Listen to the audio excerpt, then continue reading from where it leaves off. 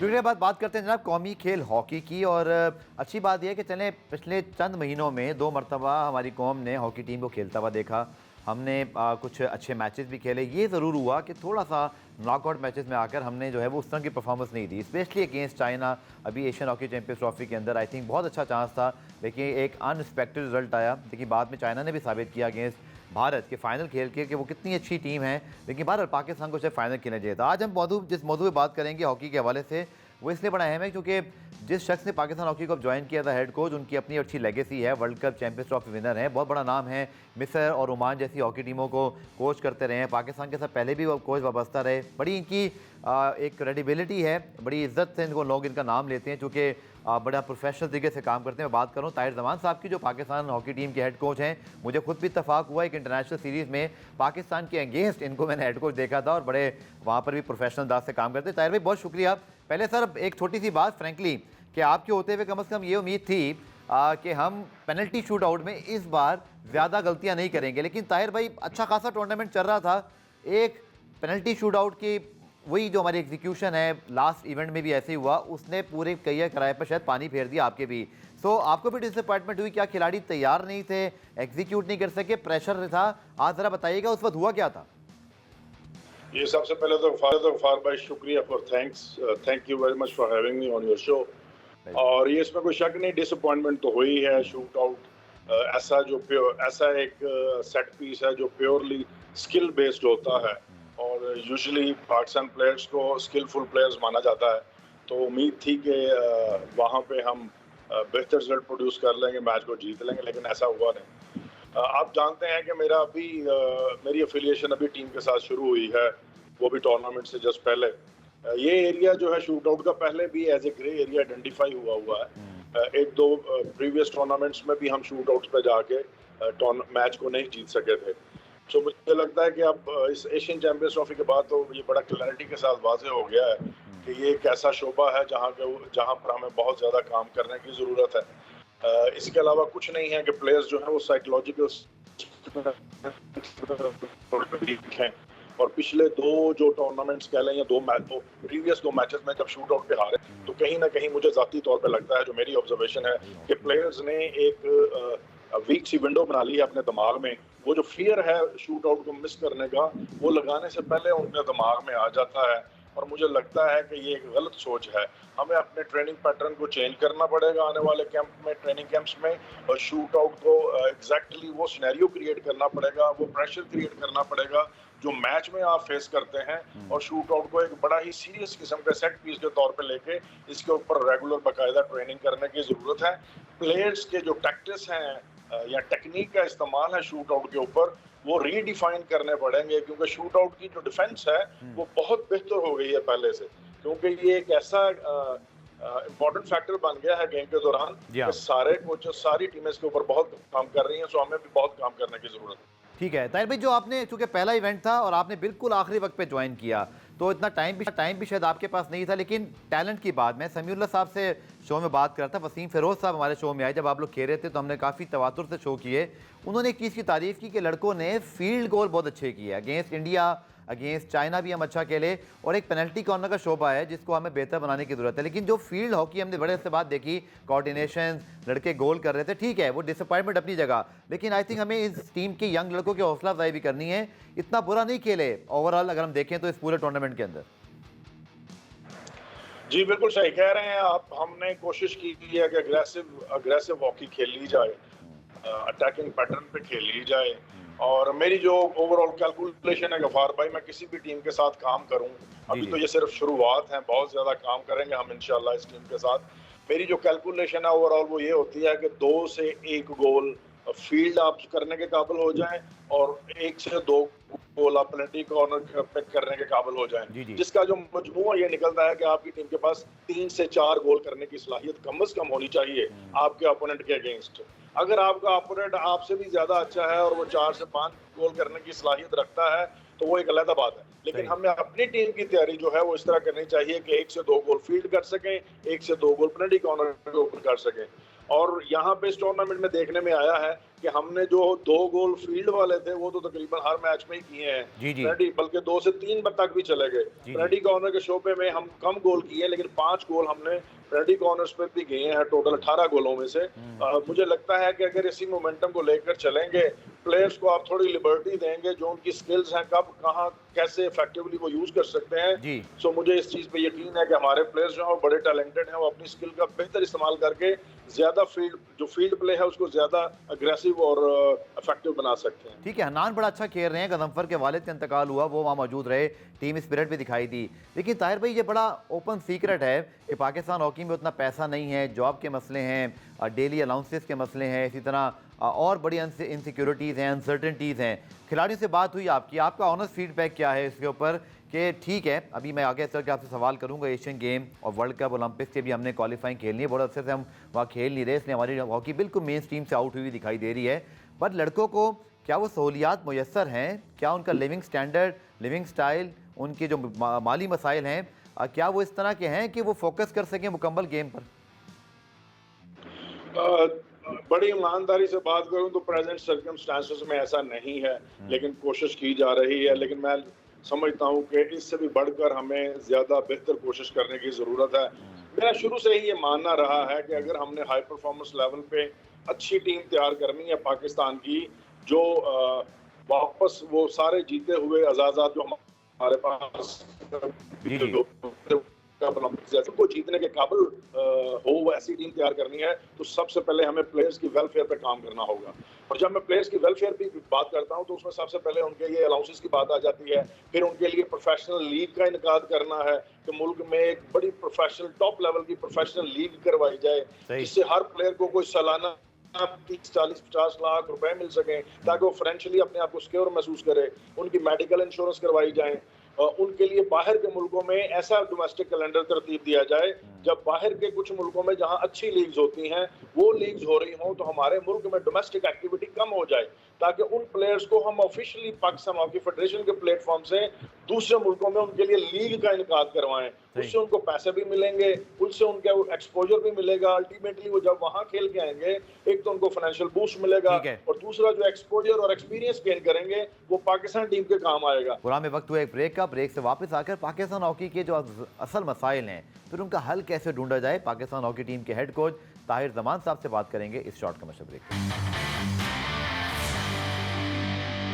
Programme replay में खुशामदीद। हमारे साथ मौजूद हैं पाकिस्तान हॉकी टीम के हेड कोच ताहिर जमान साहब, जिनसे हम बात कर रहे हैं पाकिस्तान टीम की हालिया परफॉर्मेंस और आने वाले चैलेंजेस के हवाले से। ताहिर भी, आपने बात की लीग के हवाले से, जिन खिलाड़ियों पर मैंने पाबंदी लगाई, वो जो 3 लड़के, ताहिर भी माफ़ कीजिएगा, कतई कलामी से आपकी आवाज़ मुझे आ नहीं रही थी, मैं सवाल कर लेता हूँ फिर आप जवाब दीजिएगा। वो लड़कियों पर पाबंदी भी लगाई हमने, कुछ मसला हुआ है जो लीग खेलने गए थे, क्या यहाँ तक बात आनी चाहिए थी? हम थोड़ा सा इसको अच्छे तरीके से हैंडल कर लेते, क्योंकि हमारे यहाँ तो पहले अगर जूम आउट करके देखें, पहले ही हॉकी में कोई बहुत प्लेयर है नहीं है, कोई माहौल है नहीं, ऐसे में पाबंदियां लग रही हैं, मामला इससे बेहतर सॉर्टेड आउट होता था। ये खिलाड़ियों ने कोई बहुत बड़ी गलती कर दी। मुझे लगता है कि ये कुछ किसी मिसअंडरस्टैंडिंग का नतीजा है, क्योंकि मैंने जो बातें सुनी हैं या मेरे जो नॉलेज में आई हैं लड़कों की तरफ से, जो वो फील कर रहे थे, या इंतजामिया की तरफ से जो वो फील कर रहे थे। देखें, ये तो ज़रूरी है कि जो भी ऑर्गेनाइजेशन होगी, कोई भी चला रहा हो, जब आप किसी दूसरे मुल्क खेलने जाते हैं तो आपको उसके लिए नो ऑब्जेक्शन सर्टिफिकेट ऑब्टेन करना पड़ता है, और ये अंडरस्टैंडिंग से काम चलते हैं।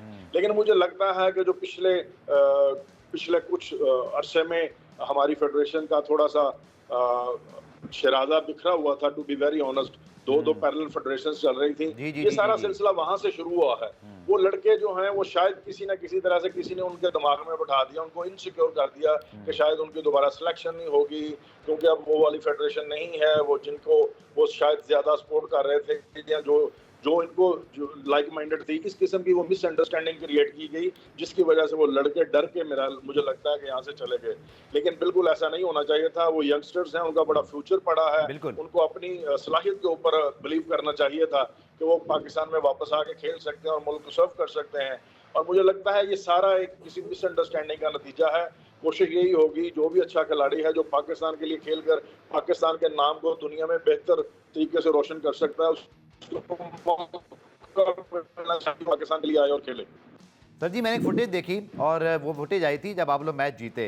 उसके थोड़े बाद आपके जो व्हाट्सएप अकाउंट है, पता नहीं आपके इल्म में भी है कि नहीं, व्हाट्सएप अकाउंट के अंदर भी फुटेज डाली गई पीएचएफ के कि जी $100 की अनाउंसमेंट हो रही है। अब सर इस दौर में $100 की अनाउंसमेंट प्रेसिडेंट खुद कर रहे हैं। चलें अगर दे भी दिए थे तो अनाउंसमेंट करना फिर उसका मजाक बनता है। ये चीज़ें भी तो सर हमें ठीक करनी है ना, खिलाड़ियों की भी एक सेल्फ रिस्पेक्ट, ईगो है, पहले उनके मसाइल हैं, फिर $100 दे के भी आप वीडियो बना रहे हैं।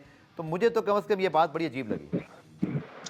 आज थोड़ी सी मिस हैंडलिंग हुई है इसमें भी थोड़ा, मुझे नहीं लगता कि ऐसी चीजें सोशल मीडिया की जीनत बननी चाहिए थी, टू बी ऑनेस्ट।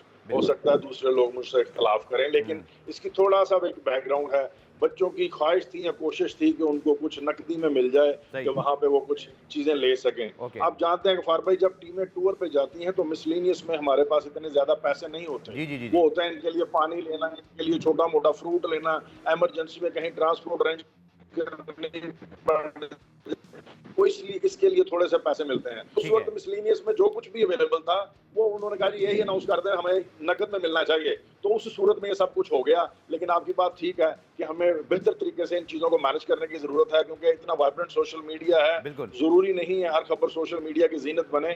हमें सोचना समझना चाहिए कि चीजों को बेहतर तरीके से कैसे प्रेजेंटेबल हम कर सकते हैं। बिल्कुल सर, मीडिया काम है मसाइल की निशानदेही करना, और एग्री कि आप उस चीज़ को अंडरस्टैंड करते हैं क्योंकि खुद आप बहुत बड़े प्लेयर रहे हैं, तो आपको अंदाजा है खिलाड़ियों के हवाले से। आखिर में सर, हमें इसी हॉकी टीम को सपोर्ट भी करना है। हमने कोशिश ये की एज अ मीडिया भी, कम से कम मेरी कोशिश थी कि इस लास्ट इवेंट के अंदर भी हमने डेली शोज़ किए हैं, पूरे डेडिकेटेड हॉकी के ऊपर शो किए हैं। अब सर आगे 2 हर्डल्स हैं। जाहिर बात है हम ओलंपिक में, वर्ल्ड कप में बड़े अरसे से ताहिर साहब नहीं गए, और यकीनी तौर पर हम एक वर्ल्ड चैंपियन टीम रहे हैं, चैंपियंस ट्रॉफी, ओलंपिक के हमारे पास टाइटल हैं। कम से कम खेलेंगे, हमारी कौम देखेगी, बच्चे देखेंगे तो हॉकी की तरफ अट्रैक्ट होंगे। अब आप कोच हैं, आई शेष कि मैं आपसे पूछ भी लेता हूं, जो मैं आपसे ब्रेक में ही पूछ रहा था कि आप कब तक हैं, क्योंकि हमारे यहाँ कोचेज़ भी तब्दील हो जाते हैं, लेकिन 12 लोग आप पे बड़ा ट्रस्ट करते हैं, वो आपको देखना चाहते हैं। सो अब आगे एशियन गेम्स भी आ रहे हैं, एशिया कप भी है, इससे जुड़ा हुआ है हमारा वर्ल्ड कप और ओलंपिक का सिलसिला। अगर हम यहीं इसको पकड़ लें तो अच्छा है, हमारा क्वालिफाई में प्रेशर आ जाता है। तो ताहिर भाई, क्या एज अ टारगेट रहे के चल रहे हैं एज अ हेड कोच के पाकिस्तान हॉकी को, ये कम से कम ये दो क्वालिफिकेशन है, आई थिंक ये बहुत ज़रूरी है अगर हमने वाकई मेन स्ट्रीम में वापस आना है। इसमें कोई शक नहीं है, आपने बजा फरमाया गफार भाई, और कोशिश भी यही रहेगी। मैं एक बात मुझे मैंने एटलीस्ट मैं अपनी तरफ से बहुत क्लियर हूँ कि मैं पाकिस्तान टीम की कोचिंग के लिए अगर आया हूँ या करूँगा भी, तो मेरा ये हरगिज़ मकसद नहीं है कि मैं मेरा मीडिया में नाम आए, मैं मीडिया में इंटरव्यू देता रहूं और लोग मुझे कहें कि वाह जी वाह, आप पाकिस्तान टीम के हेड कोच हो गए हैं। क्योंकि इससे मैं पहले भी पाकिस्तान टीम का हेड कोच रह चुका हूँ, ये मेरे लिए नई चीज़ नहीं है। मेरी सिर्फ एक ही इंटेंशन है कि अगर मैं पाकिस्तान हॉकी कर सकूं, पाकिस्तान हॉकी प्लेयर्स की बेहतर तरीके से रहनुमाई कर सकूं, जो हम सब की इज्जत में इजाफा कर सके। जब मैं हम सब कहता हूँ, मुल्क की इज्जत में, जो फेडरेशन में लोग चला रहे हैं उनकी इज्जत में, जो स्टाफ है, जो खिलाड़ी हैं उनके पेरेंट्स की इज्जत में, सो सबकी इज्जत में इजाफा हो सके। तो मेरी सिर्फ यही कोशिश है, मेरी यही इंटेंशन है। मैं हर वक्त ये इस चीज़ के ऊपर बड़ा स्ट्रांगली बिलीव करता रहा हूँ कि पाकिस्तान के खिलाड़ी माशाल्लाह बहुत टैलेंटेड हैं। इनको बेहतर रहनुमाई की ज़रूरत है, बेहतर कोचिंग की ज़रूरत है। हमें इनको डिक्टेटिव टाइप की कोचिंग नहीं करनी, हमें इनको ऐसी कोचिंग करनी है जिनमें इनको एहसास दिलाया जाए कि इनको अपनी ताकत का पता हो, इनको अपनी कमजोरियों का पता हो, अपनी ताकत का बेहतर इस्तेमाल मुख्तलिफ मैचेस में, गेम की मुख्तलिफ सिचुएशंस में कैसे किया जाना चाहिए, वो हम इनको बताएं। कमजोरियों को ठीक कैसे करना है, उनको हाइड कैसे करना है कि दूसरा एक्सप्लॉइट ना कर सके, या उनको बेहतर कैसे करना है, वो चीजें हम बताएं। हम दुनिया से पीछे हैं, हम लेट हैं। ये मैंने अपनी लास्ट जो मीटिंग है बच्चों से उन कि ये जो लेट है हम इस टाइम को निकालेंगे, आप अपनी सेल्फ कोचिंग के ऊपर आ जाएं। जब मैं सेल्फ कोचिंग की बात करता हूं तो ये 24/7 वाला एलिमेंट है। ये कोचिंग नहीं चलेगी कि जब कैंप लगेगा, कैंप में आके हम लोग उनको कोचिंग करेंगे और वो फिट होके टीम का हिस्सा बनने की कोशिश करेंगे। इस तरह हम दुनिया के साथ रेस में बराबर नहीं आ सकते। जब अब भी वो घर गए हैं तो उन्होंने घर जाके उनको कहा है कि आपको वीडियोस भेजी जाएंगी, आप अपनी वीडियोस देखें, आप खुद पहले आइडेंटिफाई करें आपकी कमजोरियां क्या हैं, आपकी खूबियां क्या हैं, फिर मेरे साथ बैठ के, स्टाफ के साथ बैठ के डिस्कस करें। हम लोग आपको गाइडलाइंस देंगे, हम आप लोगों को एक्सरसाइज देंगे, आप घर बैठे ही अपना काम शुरू कर दें। इस तरह अगर आप अपनी सेल्फ कोचिंग स्टार्ट करेंगे तो फिर हम ये जो गैप है जल्दी से कवर करेंगे इंशाअल्लाह। अगर हम सिर्फ कैंपों के ऊपर ही बेस करते रहे तो फिर हम बहुत दूर रह जाएंगे। स्टिल मेरा बिलीव है कि हमें इंटरनेशनल मैचेस जो हैं इनके एक्सपोजर के लिए उनको उनका अरेंजमेंट बहुत ज़रूरी है। एक अच्छा हाई परफॉर्मेंस लेवल का जो प्रोग्राम है उसकी एग्जीक्यूशन, फिर उसको सस्टेनेबिलिटी, इन 2 चीज़ों को मेक श्योर करना होगा और उसके लिए फंड्स चाहिए। फंड्स के बगैर कुछ नहीं हो सकता। माजरत के साथ हमारे ही दोस्तों ने फंड्स को लेके ऐसी-ऐसी कहानियां बना दी हुई हैं कि लोग अब पाकिस्तान हॉकी फेडरेशन को या पाकिस्तान हॉकी टीम के ऊपर पैसा लगाने से भी कतराते हैं और ये हमारी सब हम लोगों की नाअहली है। मुझे लगता है इस गलतफहमी को दूर करने का टाइम है। सबको मिलकर काम करना चाहिए। दुनिया में किसी भी मुल्क के पास चले जाएं, हमारे हमसाया मुल्क में उन्होंने पैसा पानी की तरह बहाया है अरबों में, और अभी ये 12-14 सालों में वो ब्रॉन्ज मेडल के करीब पहुंचे हैं ओलंपिक्स में। जी मैं कहता हूं अगर उसका चौथाई हिस्सा फंड का भी हमें मिल जाए और हम एक 4 से 6 साल का अच्छा प्रोग्राम बना के उसको एग्जीक्यूशन में ले आए, इंशाल्लाह हम वापस उसी जगह पे आ जाएंगे जहां पहले पाकिस्तान की हॉकी थी और पाकिस्तान में हॉकी को चाहने वाले देखना चाहते हैं। दोबारा बात को समअप करूंगा, एक अच्छे हाई परफॉर्मेंस प्रोग्राम की एग्जीक्यूशन जिसमें कम से कम 30 इंटरनेशनल मैचेस साल में, हाई परफॉर्मेंस सेंटर हो हमारे पास, फंड्स चाहिए इंटरनेशनल मैचेस के लिए, फंड्स के बगैर कुछ नहीं होगा। प्लेयर्स की वेलफेयर पे काम करने के लिए फंड्स चाहिए। सो कॉर्पोरेट सेक्टर से हम गुजारिश करेंगे वो आए। मैं पीटीसीएल यूथ फॉर्म का बड़ा ममनून हूँ कि इस दफा उन्होंने इनिशिएटिव लिया, हमारी टीम के साथ लगे हैं। आई एम श्योर कि उनको इसकी माइलेज भी मिली है, टीम ने ब्रॉन्ज मेडल जीता है, चीजें हाईलाइट हुई हैं। सो दूसरे कॉर्पोरेट सेक्टर से भी हम दरखास्त करेंगे कि वो आगे बढ़े, हमारी नेशनल स्पोर्ट्स हॉकी को सपोर्ट करें। गवर्नमेंट को चाहिए फंड्स एलोकेट करें हमारे लिए।